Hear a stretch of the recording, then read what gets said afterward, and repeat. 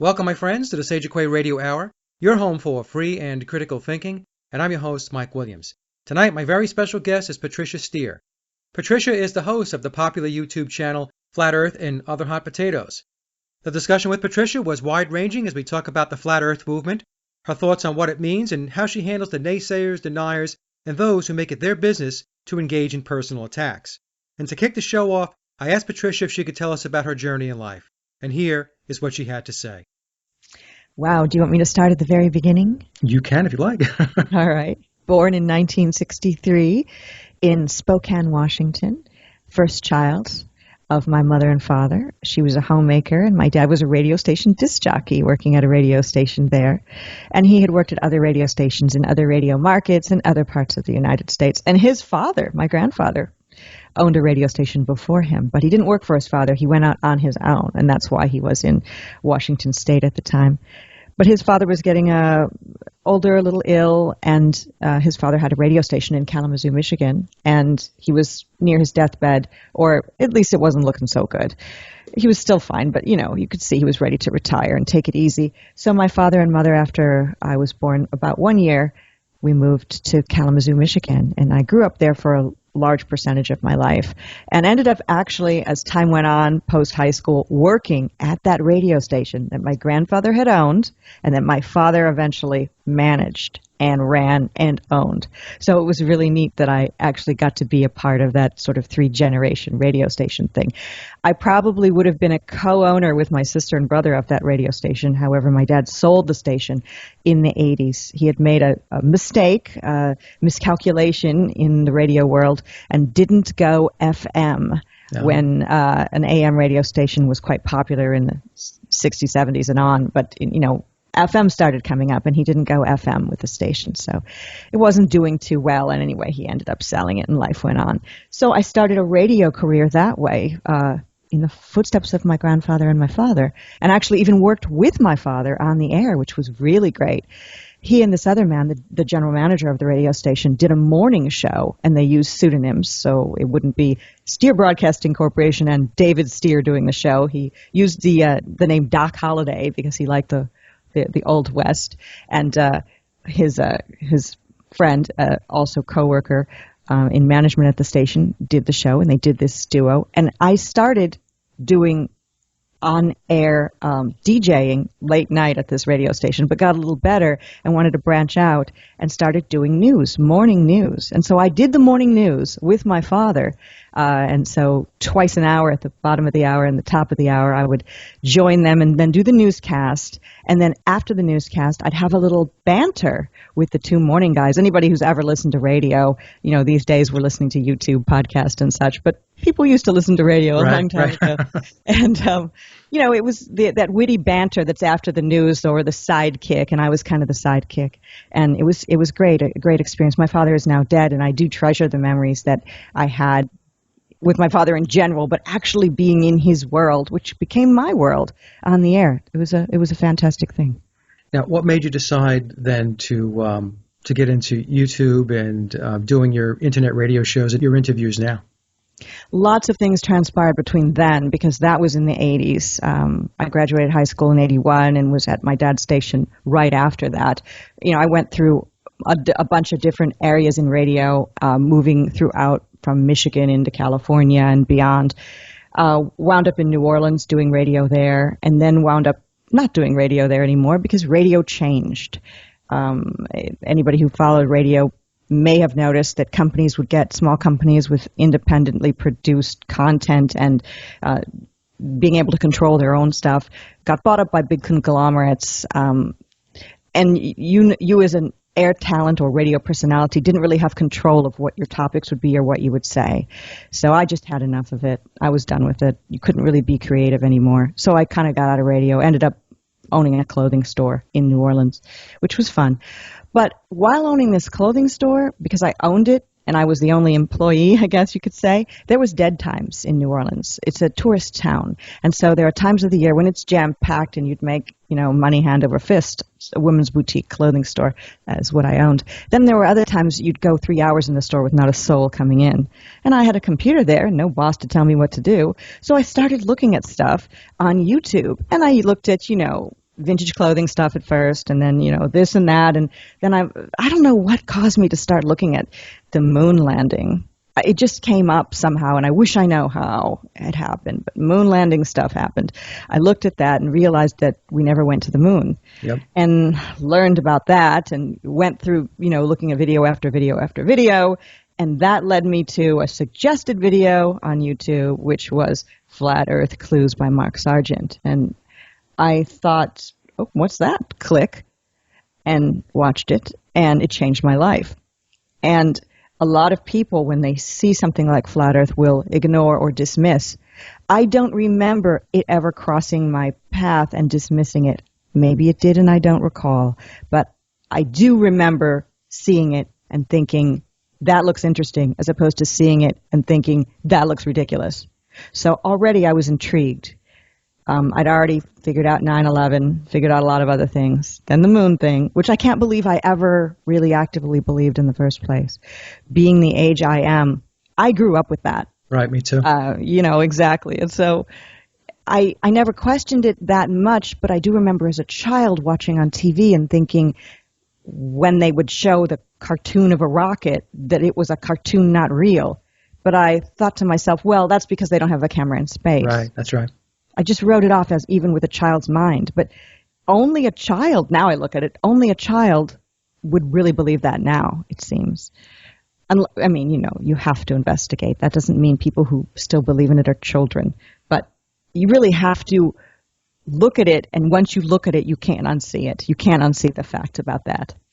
Yeah, that's very important, is the fact that, like you said, once you see it, there is no going back. Right. Those Flat Earth clues, though, blew my mind. I looked at those, and this was later, much later. I sold my clothing store. I moved from New Orleans, Louisiana to Houston, Texas. And it was about March of 2015 when I clicked on Flat Earth Clues. So a lot of investigation had gone in the interim on the moon and, 9/11 and et cetera. So anyway, clicked on Flat Earth Clues, living in Houston. And it changed my world. Not just Flat Earth Clues, because although that was a valuable introductory look into Flat Earth, it's very 101, basic. Right. It just gives you an outline. And it's a particular outline with a particular point of view about the Flat Earth. And I wanted all the views on Flat Earth. So I immediately started looking at all the what are now known as top Flat Earthers viewpoints. I didn't know who these people were. Eric Dubay, Matt Powerland. Who are these? They weren't even names. They were just other videos that I clicked on and watched all of it. And then just let it brew inside of me, and started thinking about life. Where do I live? Who am I? How did I get here? Is there a God? What does this all mean? We're not really on a ball. And it just, this is heady stuff. This went on for quite some time. And that was March 2015. And all the way through several months, I continued living a normal life, but I was doing different things, meaning obsessively watching YouTube videos, subscribing to channels, and just going insane in my own head, not really telling anybody about it, and looking at the sky at night, and just looking up at the moon and thinking, I'm on a flat, stationary plane. I'm not moving. That up there is moving. Wait a minute. It was mind-blowing. Yeah. And anybody who's gone through this will know what I'm talking about. And those who don't believe there's a flat Earth, go with me on this. It's your whole world paradigm changing, and you're just, it's insane. So anyway, I decided one day that I needed to do something about this, because although there were other conspiracy type things that I had discovered or figured out, this was big and it was happening now. I can't do anything about 9/11. People have tried to do things about 9/11. Right. And I'm all for anybody trying to find the truth of 9/11. But it's not the same as this flat earth thing, which is something that's happening now in my lifetime. The JFK thing, fascinating. We need to get to the bottom of all of these things. And I still talk about all of these things now. But this one was active and now and happening in my lifetime. And I know 9/11 happened in my lifetime too, but I wasn't aware of what was going on while it was happening. This flat earth thing, I'm aware of it while it's happening, and I found out about it relatively new into the movement, or the re-movement. People have been thinking about the flat earth for decades, hundreds of years, but it got swept under the rug, and now it's back out again, and people are giving it a fresh look. But I'm vegan, and I have a bunch of Facebook friends who are also vegan. And one of them was a guy named Michael, and he had a channel called Stars Are Souls on YouTube. And I didn't know he had a channel, but I knew he was a vegan guy. I remember that channel. Yeah. And I used to post lots of vegan stuff on my Facebook page because I was a vegan activist of sorts. And I would post the different things I was eating each day, and I would post vegan memes and articles and videos. And well, then when Flat Earth started coming into my life, I didn't start posting about Flat Earth right away because I was still trying to figure out if I believed it. And even if it resonated with me, I still was trying to poke holes in it. This can't be, we can't be. I mean, really? And I started testing the waters by posting little occasional things on my Facebook. And somehow, and I don't know how it happened, Michael Lewis, who was a flat earther and a vegan, was my Facebook friend, also saw what I was posting. We somehow, although I don't remember how it happened, connected. And he said to me, I'm doing a documentary for my channel, which by that time I'd already subscribed to and figured out he was doing flat earth videos, and this was this guy. And I want you to be part of the documentary. And I'm like, how? I didn't even know. I watched YouTube videos but didn't understand really how they were made. I didn't know. It seemed like some technical thing that I wasn't capable of doing. I never considered really making a YouTube video, although I was thinking maybe I should start a YouTube vegan channel. I even got a name for the channel and was telling people that I was going to do it, but I never did it because it just, how do you do it? Too complicated. I need to go buy a camera, and that's, how you want to do something and then you never do it, and It just gets dusty on a shelf. That's what was happening with that idea, even if I was passionate about it. So Michael said, I want you to do, this with me. And I said, all right, what do we need to do? And he said, well, we'll do a Google Hangout. And I'm like, trust me, I didn't know. I said, what's a Google Hangout? I know I sound like an idiot, but I've never done it before. Whatever. At the time, I'm 52 years old. And I'm not that when you're 52, that's impossible, but to do a Google Hangout. But I had never had the opportunity, or it just never crossed my path. Anyway, so he said to me, you need to download this and that. And we discussed it. And he's like, what's a good day? And we had a good day, figured it out. And we did the back and forth thing with the Google Hangout. And it was so fun. So fun to see him there on the other side of the computer talking to me. And we were talking about things we were passionate about. And we were talking about veganism. But I got to talk about flat earth with a real human being, albeit through a computer screen. But still, the very first time I've been able to talk about this thing that's in me and dying to get out, plus veganism. I was on top of the world, so to speak. And it was great. It was so fun. And I primarily talked about veganism. He told me the documentary would have a little section of me in there talking about veganism as a flat earther, and the rest would be other people interspersed. And I'm like, that's great. Wow, I'm going to be on YouTube. Cool. And talking about something I care about, two things I care about. And then after we were done, I was so filled with excitement. I just blurted out, Michael, will you do a show with me? I want to start a channel and I want to do a show. And it's kind of like, let's put on a play, kids. And I was just filled with this excitement. And he said, well, sure. And I'm thinking, this is the greatest thing ever. And he said, when do you want to do it? And I said, now, tomorrow, a week ago, let's do it. Anyway, we set up a time and we started August 23rd of 2015 doing kind of like a two-person show. It wasn't really even a show. I didn't even have a headphone earpiece like I do now. I had no microphone. I was just speaking directly into my MacBook Pro, echoey, bad sound quality, rambling incoherently, although sometimes I do that now anyway, maybe even during this interview here. Just, I didn't know. I moved my hands around a lot. A lot of things were bad about it. But it was good in that I felt that I was contributing something. Yeah. I was maybe going to help one person. A video helped me see something I hadn't seen before. Maybe I could help one person. So we continued doing that for a while. I ended up getting a little Bluetooth earbud and ended up getting a microphone and got a little better and was able to figure out how to run a Google Hangout without a bunch of feedback. That took a long time. Michael said he needed to go move into the private sector and he didn't want to be involved anymore with doing YouTube videos or Flat Earth, although he remained a Flat Earther. Who knows, he may come back. He might even be back at the time that this plays or the time somebody hears what we're doing today. But at the time, he said he needed to step away.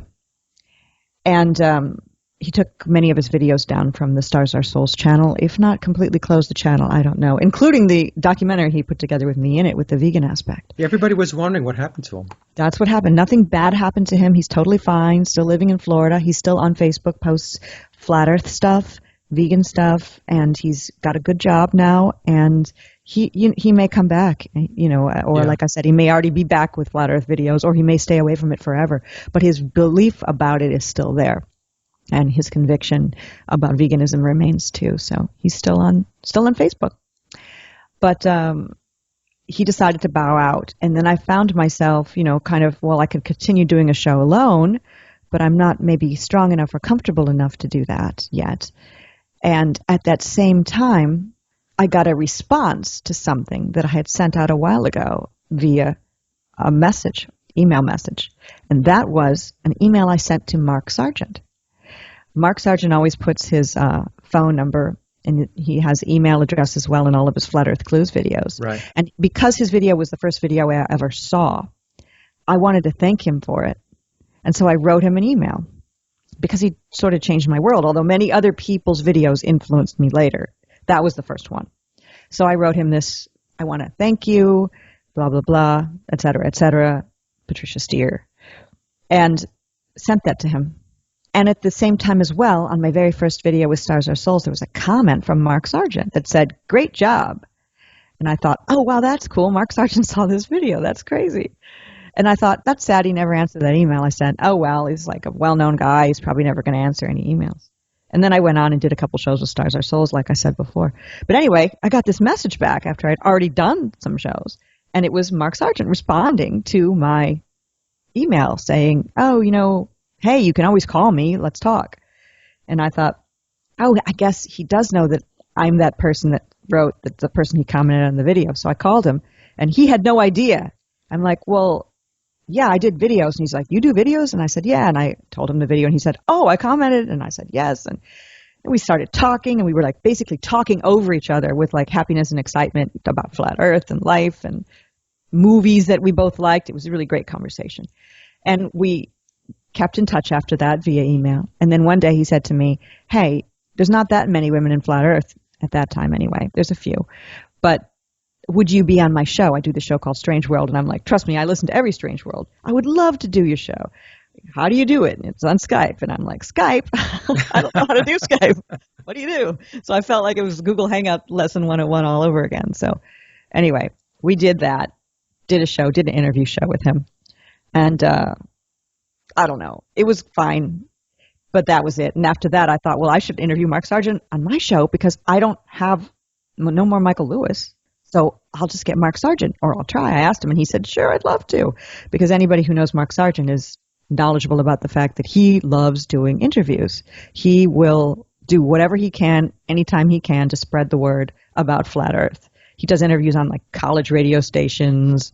He doesn't monetize any of his content either. So people can take his stuff and then put it on their own channel and monetize it, and he doesn't care. So you can see that he's doing it from the heart, I guess. Yeah.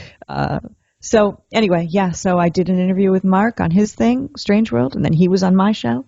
And I still continued interviewing various Flat Earthers, and still do to this day, and then have been doing a regularly scheduled Monday thing with Mark in which we discuss the latest Flat Earth news and happenings and let people participate in an aspect of Google Hangouts called Q&A when they ask questions, and we attempt anyway to answer them. So that's what I'm doing. That's how I got into doing my YouTube channel, which by the way is called Flat Earth and Other Hot Potatoes. And I discuss other hot potatoes as well within the Flat Earth realm. Like we might talk about chemtrails for a little while, or we might talk about GMO, or how to grow your own food, or those sorts of things. That's one of the things I was going to ask you, because the channel is not just about Flat Earth, that you have these other topics that you cover also. That's probably because I've always been interested in those other things, and I was interested in those other things before I started doing Flat Earth, so I wanted to put them together. I have not yet had a person on, as far as I know, who wasn't a flat earther. Okay. So that doesn't mean I won't in the future. It just worked out that way, that I've had people on who were experts in natural health and wellness, but also a flat earther. Or so-and-so, fill in the blank, and a flat earther. Okay. Being a prepper and a flat earther. So I've tried to tie those things together. But in the future, I might branch out and have people who weren't flat earthers, but at least were flat earth friendly. At least they weren't somebody who was railing against the flat earth and, kind of making protest signs against it, anti-flat earth videos. I don't know if I'll do that in the future, have a non-flat earther on, but possibly. But my show is really a chance for me to ask people questions that I was thinking about when I discovered their videos. The reason I decided to do an interview format is maybe twofold. One is because I did interviews in radio and I felt comfortable in that role. It was a natural role for me to ask questions. And I'm sure you feel that that's because you do that. That's what you do, and it feels right for you to do that. People ask me, why don't I do, videos where I'm showing experiments and animation, and I don't know how to do that, and I don't want to do that. That doesn't mean I don't love those things. I do. I love watching them. I enjoy them, and I get a lot out of them and learn. But that's just not the thing that I'm built for. I guess I'm built for this thing I do. And that's why I do it. And I feel excited to do it and comfortable doing it. So that's why I do the interview format. The other reason why I do it is when I first started as a flat earther, while I was in my house with, walking around with my iPhone, using it as a radio, kind of doing stuff in my house, walking around outside or in my car, listening to these YouTube videos, I would think, who is blah, blah, blah? Why is he a flat earther? How did he discover flat earth? I really like his videos. Or who is this woman? What's her story? Why is she a flat earther? What did she go through? What does her family think? Where does she live? How old is she? These are the questions that cross my mind. And when I first started doing it, before I started doing it, I thought, I want to know, and I can make a show and ask people those questions. And it gives me that chance to sate my own curiosity, and also lets the YouTube content providers become more human, or humanizes them in the eyes of their listening audience. We get to know so-and-so has 3 daughters, or so-and-so has a dog, and the dog is named this name, and that dog is related to Flat Earth because that person goes around the United States with this dog and takes pictures of the dog in the video with and puts a Flat Earth icon on the dog.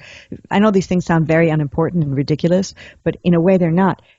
Everybody in Flat Earth and all of us that are on YouTube are just, either you're doing a video where it's just your voice, or you're doing a video where it's just, your torso most of the time, or, we're not people, we're just these things talking. And with my channel, I felt like I could get to know the voice behind that and talk about their belief system in Flat Earth. Because there's a couple different models people believe in, well, more than a couple, tons of different models. And everybody who's come to that model has come to it from a different perspective. Maybe they've come to it from the perspective of being Muslim, or they've come to it from become a deep Christian, or they were an atheist before, or they're an architect, or whatever their background is, that plays into who they are as a flat earther. I just wanted to get it out there. I wanted to know myself, and instead of just thinking in my head while I was listening to their videos, I just decided to go ahead and ask them. And I've had some people ask me, what's your motivation for doing this? Why do you do this? There's something wrong with you. Why do you have all this time to just talk to people about this? And I'm like, okay, my shows are max about 2 hours. I don't need to do heavy research. I've already listened to these people's videos because I'm interested in the topic. It's not like I need to read reams of material on them first. And I just ask them questions, just like you're asking me questions. Yeah, that's an interesting comment that people make anyway, because my answer to that is because it's what I want to do. Yes, why don't you do your show this way? I don't want to do my show that way. Right, exactly. I'm doing it. I might change it, sure, but that'll be because I want to change it, because I think it would be better for whatever purpose I'm trying to achieve, which is to just learn about things myself and help other people spread their information. Many of the people that I've had on my show have maybe only 3 videos under their belt. They're brand new. Yeah. Other people are the biggest names in flat Earth. So it's not, oh, I'm only going to interview people who are stars. Not that they're stars in flat Earth. Come on, there's not that. Even the people with the highest video count compared to people who are doing gaming videos or, shopping haul videos. Right. We have nothing compared to those people in the flat Earth community. But there are some big name flat Earthers. So I want to talk to them, and I want to talk to Joe Blow, who just started a channel yesterday, because that person it's me. It's also those big people in flat Earth. We're all the same, just on a trajectory, different path, a different level in our path as we're climbing up the flat Earth ladder, so to speak. And it's a lot of really good people, smart people that have a lot of really good ideas and thoughts. And I know, Patricia, when I do the shows, I learn a lot from my guests. I never assume that I know more than my guests. And it's a very educational process for me also. Oh, yes, definitely. I would say that every one of my guests knows more than I do. My questions are the basic kind of question that somebody might come across. I never try to challenge my guests with a trick question of any sort. I'm really not there for that. Right. I actually also express my own opinions. I'm not an unbiased interviewer. And people will say, well, you're a news reporter or you're doing a radio show. You should be unbiased. And my answer to that is, who says? I can do whatever I want. This is my show. I do it for free out of my apartment. I don't have a boss. I don't have a time clock. I don't have a structure. I can do the show standing on my head if I wish. I can do it the way I want to do it, whatever way I want to see fit. And the only thing a person who's listening to it or viewing it needs to do is either listen or turn it off. Right. There's only really two choices. And I welcome anyone to check it out and learn something about the people behind the flat Earth movement. It's really fascinating, and like you were saying, some really interesting, intelligent people. Maybe you're not even a flat Earther. My channel might introduce you some people that you might want to listen to and find out what they have to offer, and their videos may change your mind, or at least give you some ideas that may allow you to explore flat Earth further. Mark did an excellent job of packaging his flat Earth clues. He really did an outstanding job. And like you said before, Patricia, it was a starting point for many, many people. For myself also. Those are the first videos that I watched. And I remember when I first came across it, somehow it came into my YouTube feed. And me too. I don't know how. I don't know how. And flat Earth fairy. Zing. And I looked at it and I thought to myself, what the heck is this? And something just said, just click it and watch it. And I did. I think what he did, was it 11 segments? I think it was something like that. 11. It was 11 and then or 10, and then he came out with 1 to 2 more. Okay. Because he's got 12 right now at the date of the recording of this show. Yeah. So, Mark, if you're listening to this, you did a great job. You got a lot of people started. Yeah, he got a lot of people started, and a lot of people criticize him because they're incomplete. He doesn't talk about curvature. But the thing is that it's an outline, it's a sketch, and it's also an opinion piece on the way he looks at flat Earth, his model. And then it's up to you, the viewer, to take it further. I would never buy a cookbook and expect that cookbook to tell me everything there is to do with making every single type of recipe on Earth. There's no such thing as that. You can go buy a basic cookbook and learn to cook. And then after that, if you're interested in cooking some kind of specific cuisine, or branch out a little bit, or up your techniques, or become a master chef, buy a different book. But having that basic book, always a good start. Right. It was his perspective, plain and simple. And for those folks that were complaining or whining that it didn't touch on this, or he shouldn't have said that, whatever it may be, then those folks should spend their time getting their data and their research together and putting their own material out there. Everybody's an individual, and everybody's going to present what it is that they feel like presenting. That was always kind of interesting to me, how people would knock and go after folks because they weren't saying or presenting what it is that the person that was watching wants them to say or wants them to present.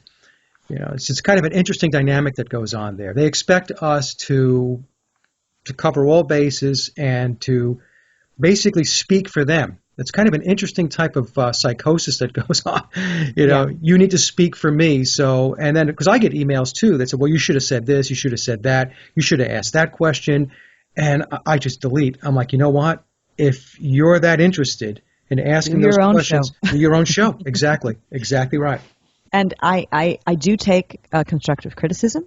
I do, try to be better all of the time. I do know that I am not perfect. Right. I do know that I miss key questions. Later, when I look at the interview, I say to myself, oh, here's one. There's a YouTuber, a great YouTuber. His name is the Morguile. He's a cool guy. We've interacted off of YouTube and not in person, but online, as well as I interviewed him on my show, and I wanted to ask him a question and forgot. And it's a question that it seems so simple that I can't believe I didn't ask it, which is, why is your name the Morguile? And it's one of those things. No one ever called me on that. Why didn't you ask him what his name is the Morguile? But it's one of those questions that I, as a listener, would have wondered why didn't she ask that question? So, yeah, I mean, it's not an important question as to who he is in flat Earth in general, but it's one of those things. We all forget to ask questions. We all misanswer questions. We all run off on tangents, lose We're our human. place. Unless you're going to be reading from a script during an interview, or portions of your interview is read from a script, which some people do, and that makes them sound more polished and professional, of course. But, I'm never claimed to be polished or professional, although I've been critiqued for being too polished and professional, and that means I'm a shill. But, okay, I'm sorry that I speak relatively clearly, but I can't really help that. That's just how I was brought up. Sorry. Patricia, how dare you articulate? Yeah, and I use words incorrectly just like everyone else. So, Well, we talked about this before we got started here about the flat Earth community, and when we look at the different personalities that are presenting the topic, and we have a very varied degree of personalities. Some of them are, it's my way or the highway, and others are a little more flexible. There are those that are deep into testing and research, and others which approach it from a more topical or generic perspective. So I was wondering if maybe you can share some of your thoughts on the community at large. What do you notice about the community? What are your likes and dislikes? well, right now, as of the recording of this, which is January 19th, 2016, it's at a certain state, but that state wasn't where it was different at the end of the year. Things have changed. So there's a different mood in the community.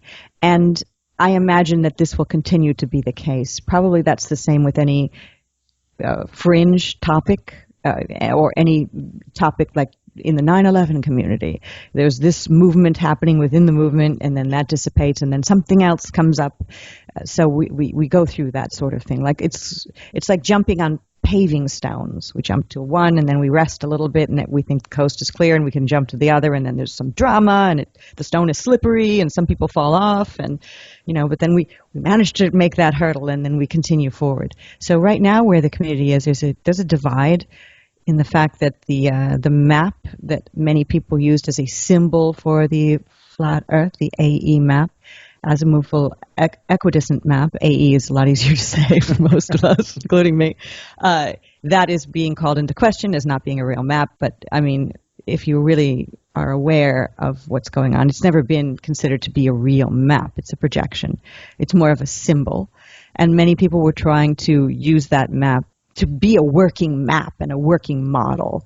And detractors of the flat Earth, people who are really anti-flat Earth, meaning they are promoting the way, things being the way they've always been Yeah, the in our heliocentric lifetime. model. Yeah. Heliocentric model. The globe is where it's at. NASA's totally legit. Those people are saying, you guys don't even have a working model. Well, we're working on a working model. Right. I don't think that anybody says this is the model. This is how it is. I certainly don't say that and never have, but I do have a flat Earth keychain. I know that symbol of the flat Earth keychain isn't the symbol of the flat Earth, and I could actually blow that up and keep it in my car and use it to drive around the city or something. I could navigate from this map. I know that's not what it is. There's way more left to explore, but I do know that we're not moving and we're not spinning, and that there's no curve and we're on a flat plane. I can say those things are true. The rest, what is the moon? What are the stars? How does all this work? Everyone's trying to figure it out. And I like talking to different people about their viewpoints. But we're at that point now in Flat Earth, as of now, where there's a lot of drama and infighting, which has always been there. But the drama and infighting now is there is a particular flat earther it seems going anti-flat Earth as we speak, saying that the model doesn't work, and if there's no model, there's no flat Earth, and that to me makes absolutely no sense. But that person believes it does, and they have the right to have that opinion. Right. And people are choosing sides, which people already had chose sides in other areas long before. So it's just more division, more fighting. I stay out of all of the fighting. I'm not part of any particular camp or belief system. Aside from the Earth is flat, we're not on a ball, and we're not spinning. The rest of the things I hope that are figured out, and I wish people would stop fighting. But I can't control other people. I myself don't want to be controlled, so I would never try to control other people. But sometimes I'm saddened by this. I'm saddened by the childish antics, and I think that anybody who is new to Flat Earth, if they were to stumble upon this, would shake their head and say, what's wrong with these people? I didn't notice that level of infighting when I first clicked on that suggested Flat Earth Clues video.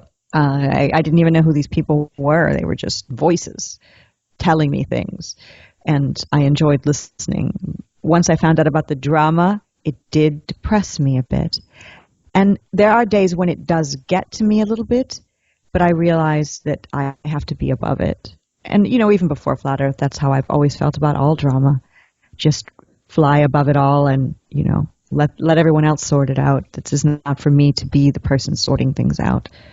It's like that with all conspiracy research, though, right? Even you think about 9/11 and the different factions and the different belief systems and the different research and so on, and going at each other, right? And that's one of the things that gets thrown out there that says one of the reasons why 9/11 hasn't been solved yet from the standpoint of the alternative community coalescing and coming together is because we have a lot of infighting that goes on. And some will argue that that's because of controlled opposition, and clearly controlled opposition exists. So you're going to have the same thing in Flat Earth. And I get comfortable with it, Patricia, by just doing, it sounds like what you do. I know I'm not spinning around at, I'm in North Carolina. So in North Carolina, I'm supposed to be spinning around at 750 miles an hour. I'm not spinning around at 750 miles an hour. And I've taken, the binoculars down to the Carolina coast and to the beach, and I'm able to see ships, boats that are supposed to be beyond the curve, if you will, 6-7 miles out with a good pair of binoculars. They come right in. So they're not on a curve.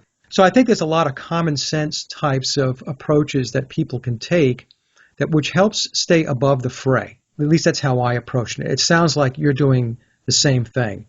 And quite frankly, if there are people out there that have changed their mind, or maybe they are controlled opposition, it comes down to this. If somebody's watching their material and what they're saying doesn't resonate, then don't watch their videos.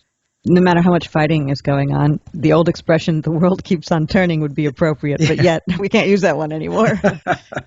Life goes on. We'll use that one instead. Yes, there will be drama, there will be fighting, and it will all get sorted out, and it will just be gone.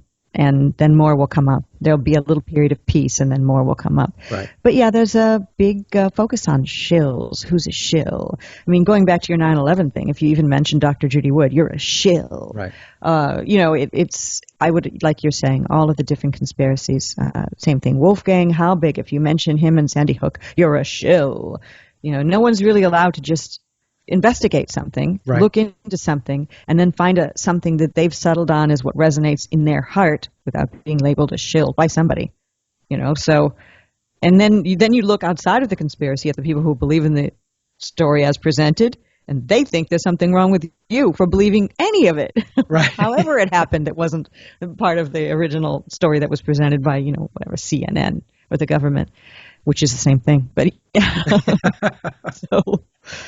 So yeah, there's almost no way to win. no matter what you do, no matter what you say, that could be the topic of this whole interview. There's no way to win. Someone's always going to tell you how to do your show, how to ask the questions, challenge you as to why you're even doing it in the first place, or what model you believe in. And there's always going to be fighting, and there's always going to be dissension. And there's no way to solve it. There's no way to silence people, and you wouldn't want to, because everyone's got a right to their viewpoint, and everybody's statement has a level of validity to it and needs to be heard. So there's nothing we can do aside from just sort of surf the waves. And do our thing and keep plowing ahead. Yes, and exactly. Like I said, if people watch my shows and what I'm saying, what my guest is saying is resonating, then good, then stick around. Same with your shows. If the person that I have on is not resonating, or they're not doing anything for you, or you disagree, then just click and go elsewhere.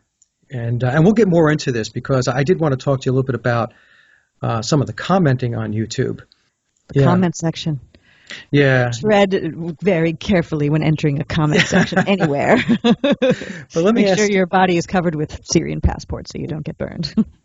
Now, what do you say to the deniers that claim that the flat Earth theory is a psyop, or it doesn't matter if the Earth is flat? Well, those are two different camps. The psyop aspect is, they say that the government is doing this to us in order to distract us from the real conspiracies, like 9/11 and all the rest.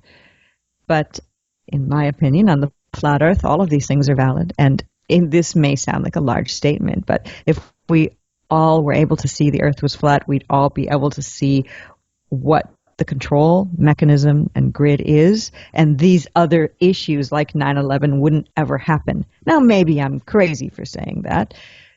It wouldn't undo those things that happened before, but we'd be able to kind of go to the top to some degree anyway, and get rid of those who are allowing this to happen.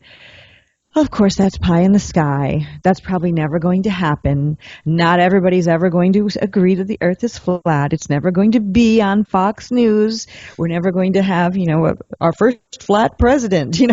These things aren't going to happen. But I believe through time, more and more people are going to start coming to this thought process, and then eventually maybe some changes will occur, but they'll be slow. They'll be slow. I want them to happen today, but if they happen today, I wouldn't know what to do. None of us would know what to do. We don't have a plan of how to run a country, or how to have free energy or water for everyone, and all of these other huge problems. The flat Earth doesn't solve problems by everyone just saying that Earth is flat, but it helps us know who's controlling us. Right. And then we might be able to solve the problems. But that's, I guess, a small answer to a much larger question that you just asked. Because it really is the mother of all conspiracies, when you think about it. If they're going to lie about where you exist, then everything else kind of gets tucked in underneath that. So I think that's a very important aspect of it. And that's what intrigued me about it. And then once you start taking a look at their mind control and their propaganda mechanisms, like NASA, like Hubble, like the International Space Station, the European Space Agency, and so on, and you take a look at what they're presenting and what they're putting out there, and you and I had mentioned earlier, once you realize that this stuff is not real and it is propaganda, there's no going back. It's no matter, with me now, no matter what video I watch with regard to NASA, I see what they're doing. I do too. I just saw SpaceX again blow up. Yeah. And I'm like, this is a cartoon for kids. Yeah. And I don't mean to belittle somebody and saying they're a child if they believe it. That's not what I mean. But it's just, you see it as a cartoon for kids. And they treat us like kids. The real psyop is what is presented to us. The lies. That's the real psyop. We've all been psyoped. So flat Earth isn't the psyop. Right. The psyop is what we've been told about everything, from the story that they try to tell us that happened with the Arabs and box cutters who hate our freedoms. That's the psyop. It's all part of this big psyop. And flat Earth is, it's the Earth. It's underlying all of those things. So, yeah, we can only hope that it will come to light. But the psyop thing is one thing. People do. Anybody who's, I hate the term truther, but they call themselves, some of them do, a truther, truth seeker, who is focusing on strictly 9/11, or maybe they're doing an umbrella thing where they're doing Boston bombing, Sandy Hook, etc. And they won't look at flat Earth. They're the ones that say it's a psyop to distract from the conspiracies that they're concerned with. I don't say 9/11 is a conspiracy, as a psyop to distract from the flat Earth. Right. I see them all as being valid, and I think that seeing them all as being valid is, in my opinion, a better way to approach it. You might put them in a different order than I do as to what's more important. That's fine. But all of these things are things we're being lied to about, and all of these things are ways to dehumanize us. That's what they're trying to do. So let's get to work, people. We don't have to join hands and sing Kumbaya. We don't have to all believe the same thing. But the fact that they're trying to hurt us, it's a fact. All of these things. Right. So let's go forward now. It's what interests me is the folks that completely toss out the Apollo moon landings, that they're a hoax. And there are people that have done tons and tons of research, and they say that NASA cannot be trusted on the Apollo missions. Never a straight answer, but they believe that the ISS is up there right now. Exactly, exactly, and it's very, very weird. And I'm going to say this, and so Jim, don't get upset with me because Jim's a friend of mine on Facebook. But when David Weiss had the quote unquote debate with Jim Fetzer, Jim completely does not believe, I should say, that the Apollo missions ever took place, that it was a hoax. But Jim will not in any way entertain the flat Earth. No, I listened and watched that debate, and I think I really liked David's presentation. David did a great job. He had the slides. For those who haven't watched it, I encourage you to do so. And this is not to belittle Jim Fetzer at all. Right. But I liked how David was just doing it as quickly as possible with those slides. He would say, next, next, next. And so I jokingly was calling him David Next Weiss for a while because it was like, next proof of flat Earth, next proof of flat Earth. So, and then after that, his part was done, David Weiss's, then Fetzer came in and he basically just said all of the traditional statements. Yeah. Just sort of, I don't want to say the word parroted, that sounds demeaning. He just repeated the standard line, the party line. Right. And it was disappointing that he wasn't even able to just think about it. Maybe. A little crack. Look Right. behind the curtain. Possible. Not even a blink. No. And that's my best example because Jim is a very smart guy. But I agree with you. He can uncover so much. Right. He's able to discern strong powers of discernment in so many areas. It's that one he won't. I wonder about that. I don't understand it. It's actually the most puzzling thing in this whole flat Earth or any sort of conspiracy thing. Why a person's able to look at some things and do this incredible work exposing X, let's call it.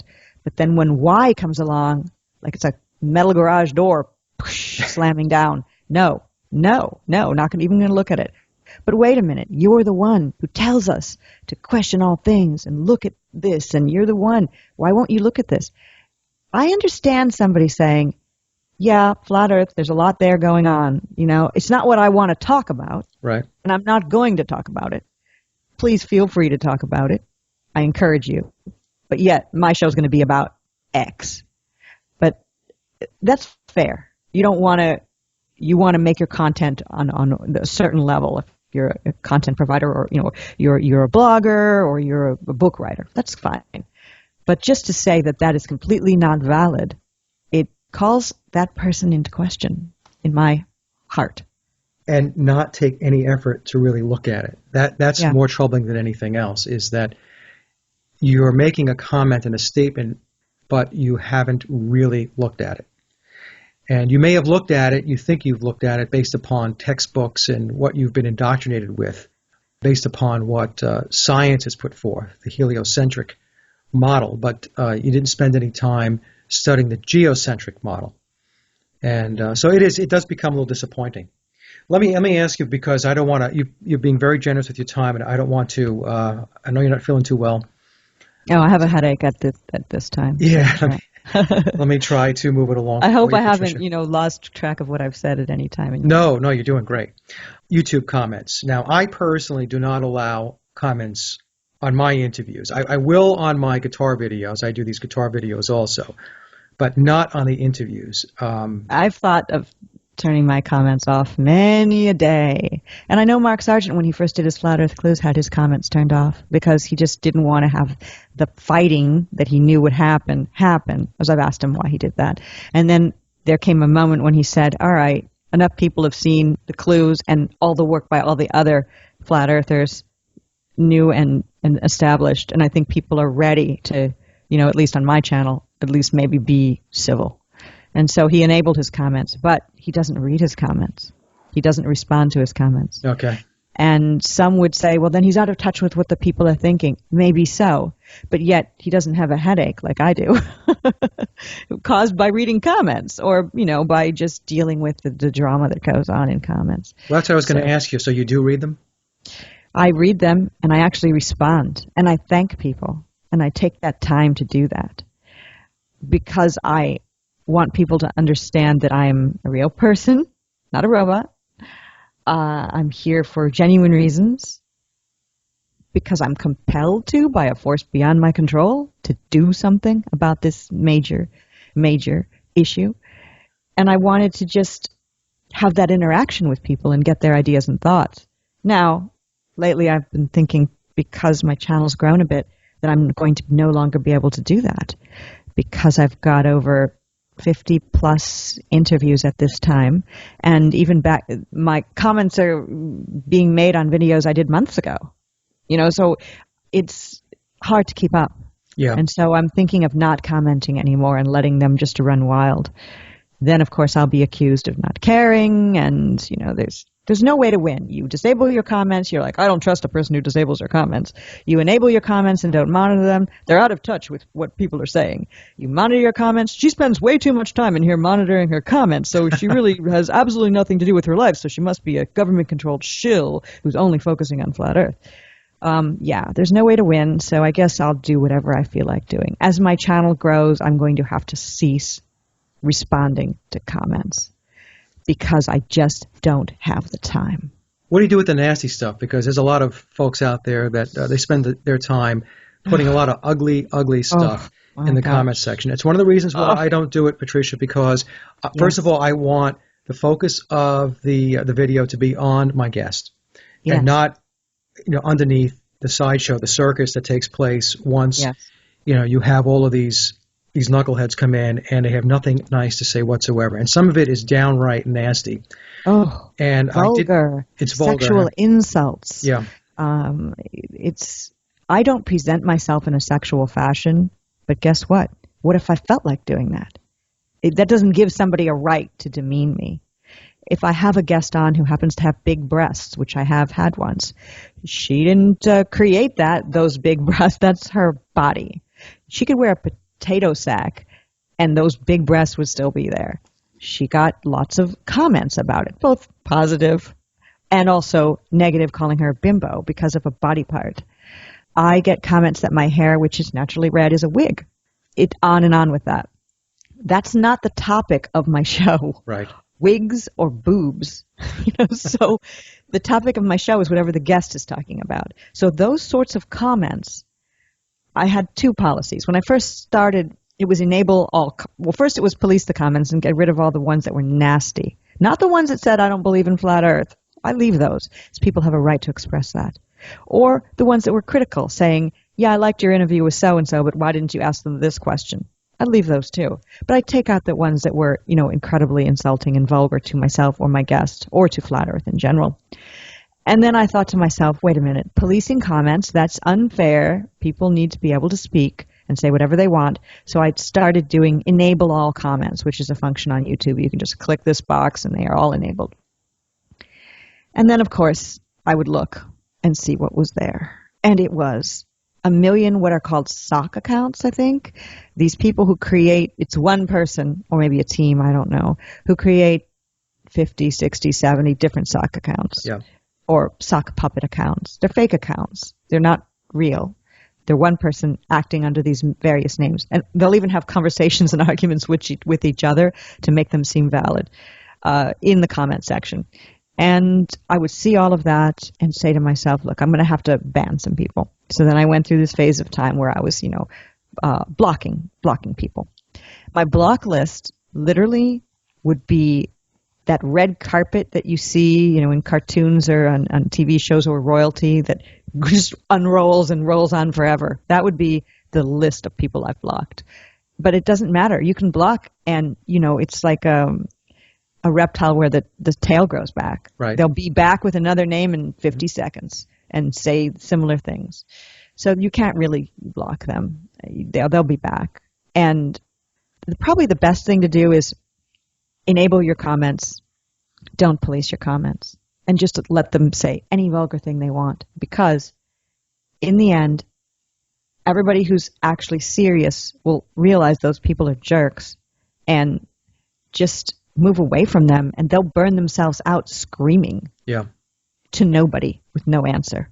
But it is hard because when you're personally attacked, when your very humanity is attacked. I mean, I've been told I'm not even a real person, that I'm a reptile. You're reptilian, you're shape-shifting during your show. Or we looked into your background and your mother and father never existed. We found 3 different death dates for your mother. These kinds of questions, that means you're fake. You have the word CIA in your name. That means you're in the CIA and you're here to ruin flat Earth. All of these types of things you read in your comments and you shake your head about humanity. And you think, I could delete it, I could leave it, it's going to be more tomorrow. So I'm going to do a new policy. People who buy a beautiful home and they have a manicured lawn, that's a lot of work. Right. Maybe you're rich enough to hire people to manicure it for you. But if you're not, you're going to have to be out there with the mower and plucking every weed. Or you could have that kind of beautiful, free-flowing, natural grass and flowers and birds wild look. I'm going to go with the wild look on my comments now. I don't have any time anymore, and I do love all the people who are the continual commenters, the kind and nice people who thank me and make genuine statements, and I have responded to them. I just I can't do it anymore. So I am going with the natural look. We're going with the natural look now in my comment section. Yeah, good for you. Because like I said, mine are disabled, and I still get people who figure out a way to reach me in some way. I can't tell you how many emails I've received where they will tell me that I am not who I say I am, that there's a reason why I'm disabling these comments. You need to enable these comments. If you don't enable these comments, how could you possibly be in the alternative community? How could you stand for liberty, truth, the American way? I mean, it just goes on and on. Yes. And even if you enabled your comments, you would have other comments by that same person in your comment section looking at your credibility and finding it to be lacking. Yeah. So there's no way to win. Yeah. You have to do what's right for you, and what's right for you is disabling comments, and what's right for me is enabling. It's a new thing I'm going to start doing, and just letting people say what they want. And the best thing for me to do would be to just not read them. Yeah, don't read them. Now, I'm going to be the interviewer here. Can't help myself, sorry. Go ahead. Have you had videos made about you? Not that I'm aware of. Occasionally, I will do a search in YouTube and in Google to see what comes up with my name and with my channel.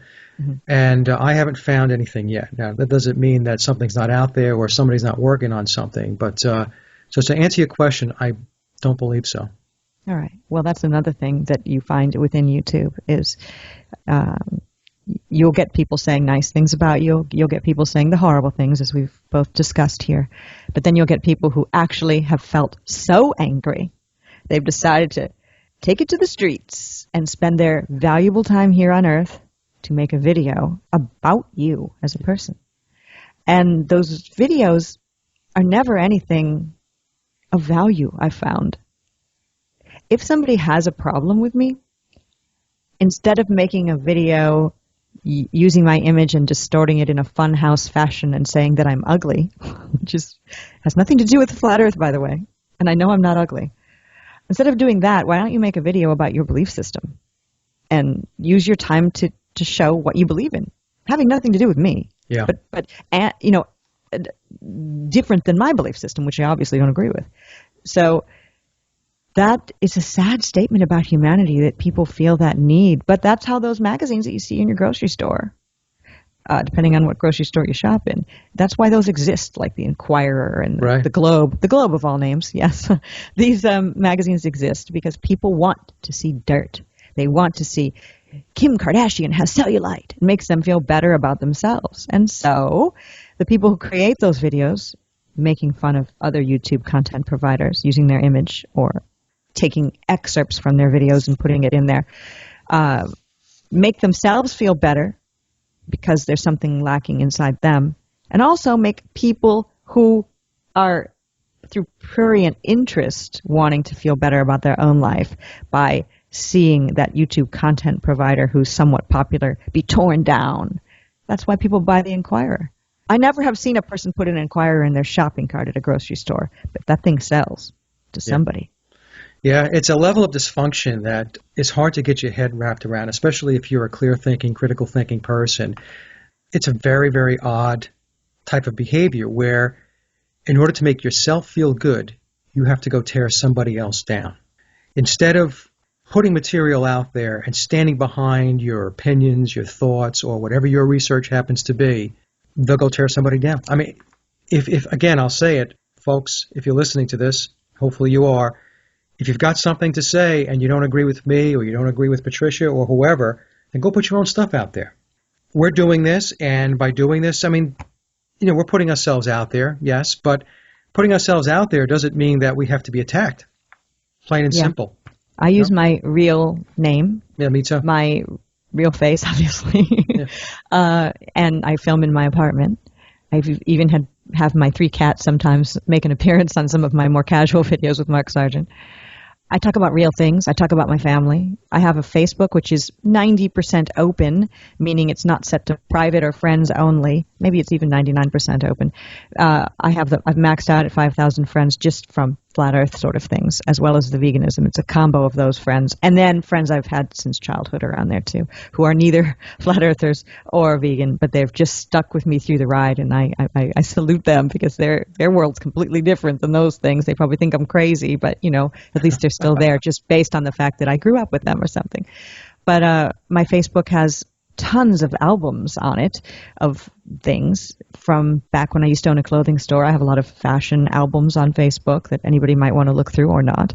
There's tons of pictures of myself and my family growing up, me and everything involving that, and even my great-grandparents and such.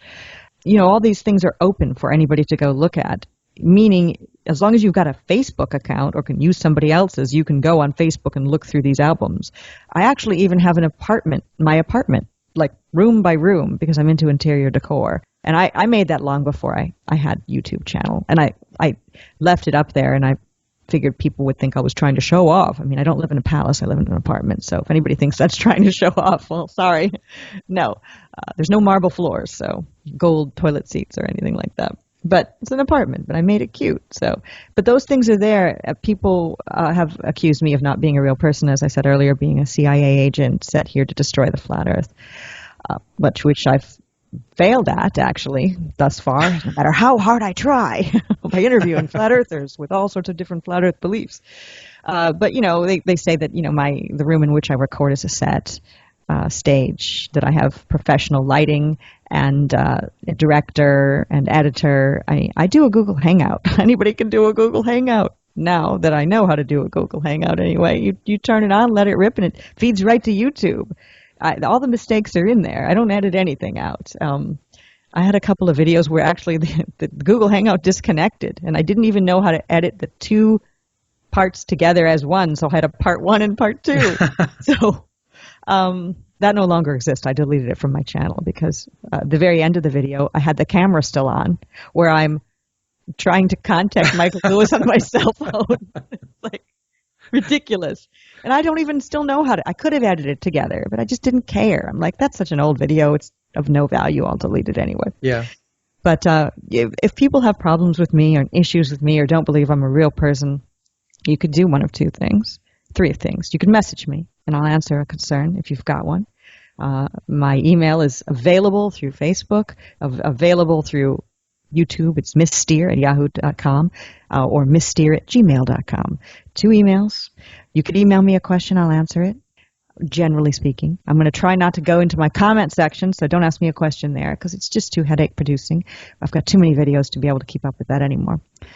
if you've got a problem with me that way, or you could go to my Facebook and just look through my pictures and say, well, yeah, that's pretty legit there. That looks like her in her high school gown and cap getting the diploma. She went to that high school. I can actually Google her and see she went to that high school on the actual high school's website, not classmates.com. It's there. Oh, look, there's her mom's funeral, and there she's listed and where she lives in Houston. Okay, that's a real person there. If you've got a problem with me, you can go look on Facebook and look at my mom and dad if you want. Okay, if you're that obsessed with me. But making videos saying that I'm Linda Moulton Howe, who's had tons of plastic surgery, to now reappear as Patricia Steere. I haven't heard that one. That's a good one. She's over 70 years old. Must have been some pretty good plastic surgery. She's undergoing much plastic surgery, ongoing plastic surgery. I'm like, well, I do so many frequent shows, I think you'd see the bandages if that were the case. If you've got a problem with any of those things, you could do one of three things. Look through my material, Google me, that sort of thing. Or you could ask me yourself. Or you could stop watching my videos. Right. There you go. It's like three things, do one of the three, and then everything's solved. It's really pretty easy. I've never made a video about anybody else, and I never will. No. There's people who make videos in the YouTube world and conspiracy world who I don't like what they do. I don't believe what they believe. But I'm not going to make an anti-fill-in-the-blank video. I just ignore that person. Even if they make a video about me. I laugh first and then I ignore that person. Actually, every single hater video about me has only done one thing, helped me. Because somebody will see that video just come up on their feed, whether they hate me or not. They might click on it, and that person who made the video will get a hit. But if it's a person who doesn't know who I am, they're going to be like, whoa, Patricia Steere, who's that? Put my name into YouTube and they come up with my channel, and then they'll watch a video, or at least a few seconds of a video. That video gets another hit count, and maybe 50% of them are going to be like, I like what she's talking about. I'm going to subscribe. So it's like free advertisement. I encourage people to make more hater videos about me, please. I really don't. I'm joking. But they don't hurt me. They're sad. They're a sad aspect of humanity and a waste of time, and they're kind of funny, and they're just an artifact of being involved as a public figure on any platform. These things probably will occur. Nothing we can do about it. No way to stop it. I don't try to stop it. I actually monetize my videos, and I make hardly anything off of it. If anybody knows anything about monetization in YouTube, you need to have so many subscribers to make anything more than a couple $100 a month. Right. I don't ask for donations. Nothing wrong with people who do, and I don't sell anything. Nothing wrong with people who do. People can feel free to do as you wish. But people say that I'm doing it for the money. You know, if I'm doing it for the money, the microphone I bought for my show cost more than the amount of money I've probably made on YouTube since August. So no, you know.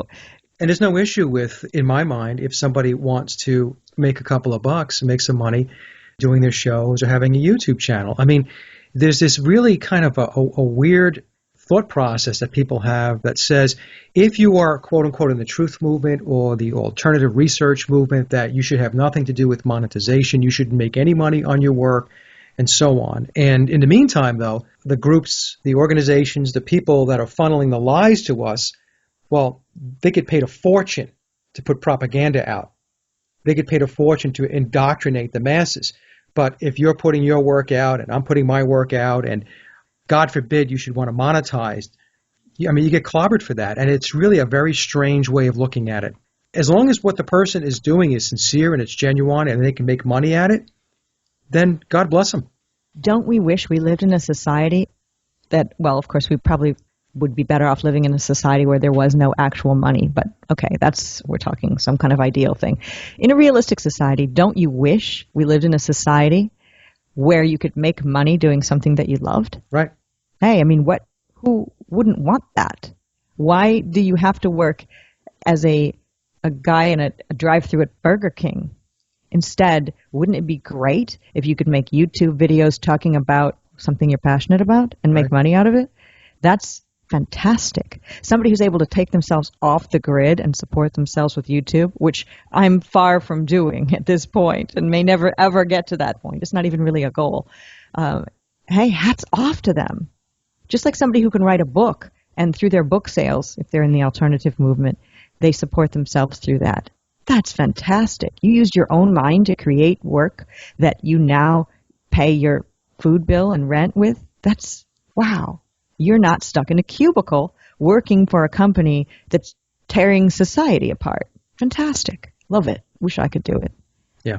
Well, and that's key. You know, I've had conversations with others that are in the truth movement and who've written books and the like, and we have all concurred that there's no money in this business. I mean, no matter how much you try, because there's no catalyst to make sure you're successful. So everything that somebody does, it takes an awful lot of work and time and effort just to make even a couple of bucks. Look what we're doing right now. We're talking to each other. This is, in the middle of our day. This is nothing I'm getting paid for, and neither are you. Right. We're not making money off of this. It may go up on our individual channels and create an income stream of $15 each or something. I don't know. Maybe. Right. I don't know. I won't even monetize yours. I don't think. Yeah, no, I don't monetize other people's stuff I do with other people. But you would. And that's how I do it. People can choose to do it their own way. I don't think it's fair for me to monetize my presence on another person's video, but I will put it on my channel. But everyone can make up their own rules. Anyway, we're doing this, and 2-3 hours of my time to me is worth something. It doesn't mean it means it's worth something monetarily that I deserve to be rewarded, but if I do get a few pennies from that, fine. If you have a problem with that, you're working at a job, doing whatever you're doing, and you get paid for it. This isn't my job, it's my passion, but we all wish we could have a job and passion be the same. So this little aspect of my life that I'm doing, a couple hours every couple of days doing a video, if I make $15 from it, hats off to me. Right. I'm not hurting anybody. I'm not making anybody watch the video either. The only thing I wish I could control would be what exact commercials are going on my YouTube channel. You can control it slightly to a certain degree, but every once in a while there's something that slips in there. Yeah. And it's something you don't believe in. You're like, I'm vegan, so I get this welcome to OK Corral Steakhouse, something at the beginning of my video. I mean, not exactly, but it's like that. I'm like, oh my gosh, no. But you can't, they rotate. You can't control it. So. Well, Patricia, this has been a great discussion. So do you have any final words before we head out? Oh, I don't know. I just wish people would be nicer to each other. Be nicer to each other. Treat other people the way you wish to be treated. And we're all looking to free ourselves from control systems. Even people who are in the matrix, they're complaining about the taxes and the roads not being fixed. They don't want to be under the control system we're currently under either. And so anybody who's stepping out of the fray, stepping out of the masses and trying to do something, let them cut them a little slack with what they're doing. Let them be themselves. In fact, even praise them for being themselves, even when you don't agree with them. And guess what happens? A tiny part of the world becomes a better place. Right. And you're part of that. And that can only do good. Excellent. Excellent. And where can people find out more about you and your work? All right. Well, the channel on YouTube that I do is called Flat Earth and Other Hot Potatoes. And on the channel, if you click the About page, you can email me, but I'll give you the email address now. Miss Steere, Miss M-I-S-S, Steere, S-T-E-E-R-E, my last name, at gmail.com. And I also have a Facebook page, Patricia Steere. The one that has red hair, the only Patricia Steere with red hair. So that's the ways people can get a hold of me or see what I'm doing. And I appreciate you taking your time to have me on your show. No, I'm so glad that we connected, and I'd love you to come back. Oh, I'd love to be back as Talk well. some more. That'd be good. Yeah. Talk shop. All right, Patricia. Well, again, thank you so much for your time, and I know you're under the weather, and so you're a real champ for sticking it out for an hour and a half, and come back anytime. Thank you. And you know what? During this course of the interview, in the last 5 minutes, my headache slightly lifted. So. Oh, there you go. I don't know if you had anything to do with That's it. That's my good deed for the day. Smiling while talking maybe helped me a little bit. Okay. All right. Thanks for doing the good deed. All right, Patricia. Bye-bye now. Bye. And that concludes another Sage of Quay interview, and I hope you enjoyed the discussion as much as I did. Links to my guests' websites and social media are listed in the show notes below. And as always, I'd like to thank everyone for listening and visiting the blog. You can get to the blog by typing in sageofquayradio.blogspot.com or simply head over to our hub website at sageofquay.com. Also, if you get a moment, please visit laboroflovemusic.com to listen to my album, Leaving Dystopia. And remember, live in truth and always serve creation. It's really that simple. See everyone next week. Be safe, enjoy, and God bless.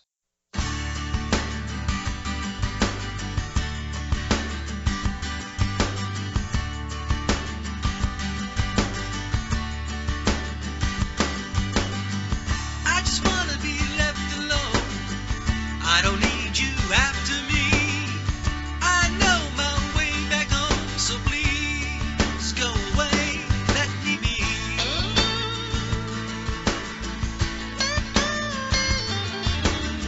And I'll drink what I want to drink. I don't need your ball and chain. And I'll think what I want to think. And I think, yeah, you're all insane.